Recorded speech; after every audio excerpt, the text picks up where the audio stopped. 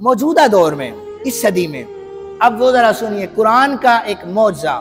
قرآن چونکہ معجزاتی کتاب ہے،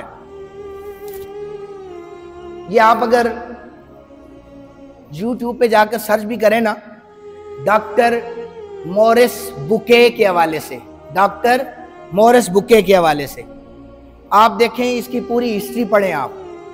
اس نے خود بھی جب اس کی لائف چینج ہوئی تو اس نے ایک آرٹیکل لکھا جس کا نام تھا the story of Maurice inspiring conversion to Islam, کہ کس طرح وہ اسلام سے انسپائر ہو کر، وہ کون سے واقعے سے انسپائر ہو کر، متاثر ہو کر اس نے کلمہ پڑھ لیا۔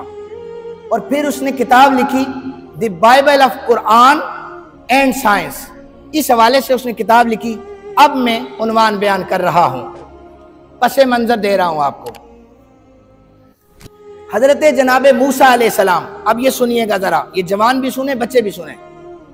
حضرت جناب موسیٰ علیہ السلام کے مقابلے میں، اور یاد رکھیں اللہ کے جتنے پیغمبر ہوتے ہیں ان کے مقابلے میں کوئی بدبخت جب اٹھ جاتا ہے، اللہ ان بدبختوں کو نیست و نابود فرما دیتا ہے اور اپنے پیغمبروں کو عزت عطا فرماتا ہے۔ حضرت موسیٰ کے مقابلے میں فرعون اٹھا تھا اور اسے اللہ تعالیٰ نے ایک دریا میں غرق فرما دیا تھا۔ عیسائیوں کا نظریہ یہ تھا اس واقعے سے پہلے کہ جو فرعون بادشاہ تھا وہ دریا میں ڈوب کر نہیں مرا، اس کی فوج ڈوب گئی تھی، وہ دریا میں ڈوب کر نہیں مرا۔ اس کے بعد جب حضرت موسیٰ کا یہ واقعہ ہو گیا، فرعون غرق ہو گیا تھا، ایک شخص مصر میں بکریاں چراتا چراتا ساحل پر پہنچا، اس نے دیکھا کہ ایک لاش پڑی ہے، اس نے پہچان لیا۔ یہ واقعہ میں بتا رہا ہوں 3000 سال پہلے کا۔ کتنے سال؟ 3000۔ اس نے دیکھا کہ یہ تو فرعون بادشاہ کی لاش ہے۔ اس نے وہاں پر مصر کے عجائب گھر میں رابطہ کیا اور محل میں اس لاش کو پہنچا دیا۔ محل میں حنوط کے ذریعے سے دوائیاں شوائیاں لگا کر اس ممی کو محفوظ کر لیا گیا۔ حالات بدلتے رہے، واقع یعنی دور گزرتا چلا گیا۔ اب آہستہ آہستہ فرعون کی ممی جو تھی وہ جہاں پر انہوں نے محفوظ کی تھی، زلزلے آئے، طوفان آئے، غائب ہو گئی۔ 3500 سال کا عرصہ جو تھا وہ گزر گیا، کسی کو کوئی خبر نہیں ہے فرعون کی ممی کہاں تھی۔ 1400 سال پہلے نبی پاک صلی اللہ علیہ وآلہ وسلم کے قلب اطہر پر قرآن جو نازل ہوا، اس سے 2500 سال پہلے فرعون غرق ہوا، اور ہم سے 1400 سال پہلے قرآن یہ خبر دے رہا ہے کہ ہم نے اس فرعون کو لوگوں کے لیے عبرت بنانا ہے اور ہم نے اس کی ڈیڈ باڈی کو ہمیشہ کے لیے محفوظ کر لینا ہے۔ حضور کے دور میں نبی پاک کو تو پتہ تھا، کسی کے پاس یہ پکی رپورٹ نہیں تھی کہ فرعون کی ممی کہاں پر ہے۔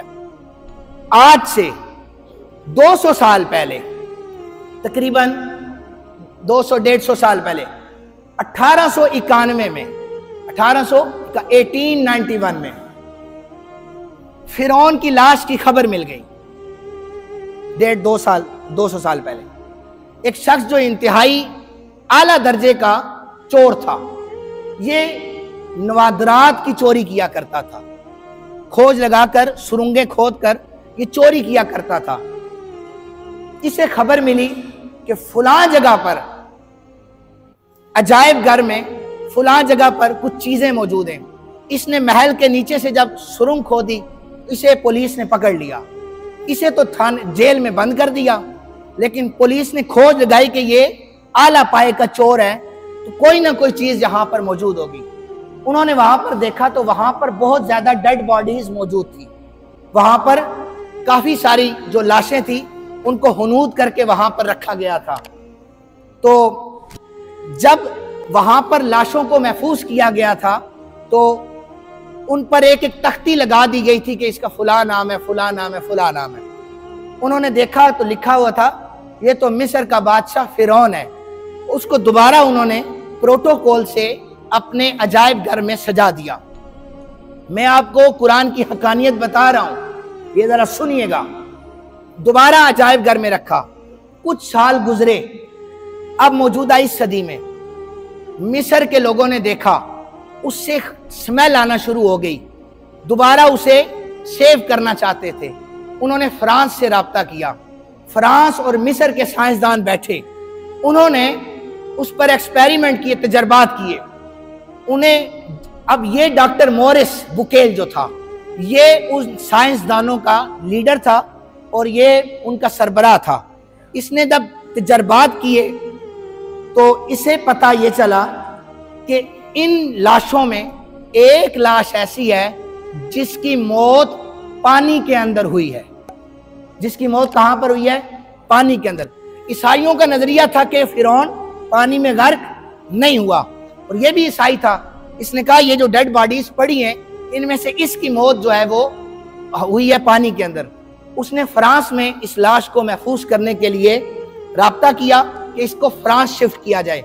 आप लोग सोशल मीडिया यूज करते हैं, जाकर देखें। फ्रांस में जब जहाज के जरिए इसकी लाश को उतारा गया फिरौन को, तो तमाम वुज़रा ने गार्ड ऑफ ऑनर पेश किया इसको, फिरौन की लाश को, कि ये ईसाइयों का बहुत बड़ा बादशाह, उसकी डेड बॉडी आई है। वो सारे मनाजिर टीवी पर, स्क्रीन पर दिखाए भी गए, वो महफूज भी थे। ये जब वहां पर तजर्बे कर रहा था, इसने कहा ये कैसे हो सकता है, इतने हजार साल पहले कोई पानी में डूब कर मरा है और अभी तक पानी के जर्रात उसके जिस्म में महफूज हैं।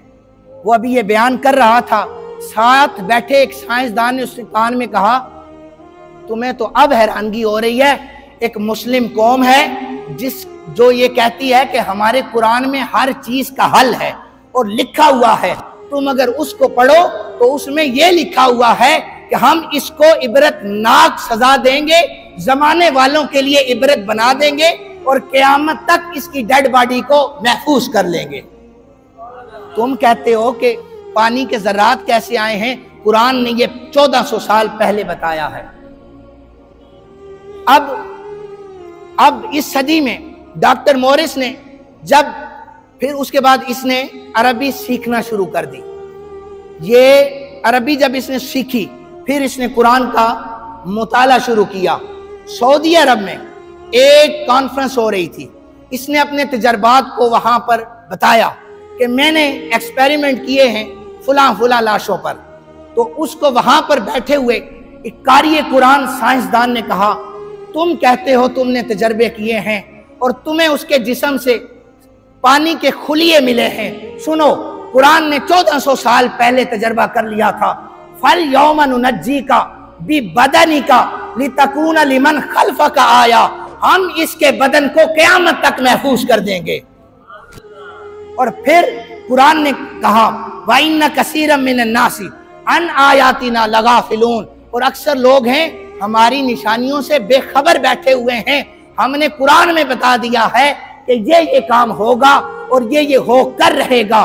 डॉक्टर मोरिस ने वहीं पर उसने जो ये आर्टिकल लिखा था कि मैं कैसे इस्लाम की तरफ आया, उसने अरबी सीखी।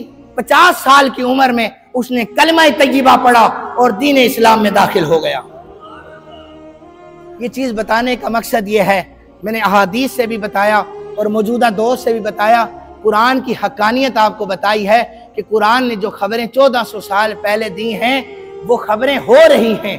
अब कोई माने या ना माने, जो खबरें आमिना के लाल जनाब मोहम्मद रसूलुल्लाह सल्लल्लाहु अलैहि वसल्लम ने आपने अता फरमाई हैं, वो खबरें होकर रहेंगी, क्योंकि अल्लाह ने कुरान के जरिए नबी रहमत सल्लल्लाहु अलैहि वसल्लम को ये चीजें बताई हैं। इसलिए कुरान को खोलें, उसे पढ़ें। ये अलमारियों में रखने के लिए नहीं आया, इसे पढ़कर अपनी जिंदगियों को संवारें। अगर ईसाइयों की जिंदगियां बदल सकती हैं, यहूद और नसारा की जिंदगियां बदल सकती हैं, मैं और आप मुसलमान हैं, हमने कलमा पढ़ा है, इसलिए हम सबको ये चाहिए हम भी कुरान को खोलें, उसकी तिलावत करें और अपने ऊपर फर्ज कर लें कि रोजाना हमने कुरान की तिलावत करनी है। फिर देखें कि कुरान का इजाज़, कुरान की बरकतें कैसे आपके ऊपर नुज़ूल करती।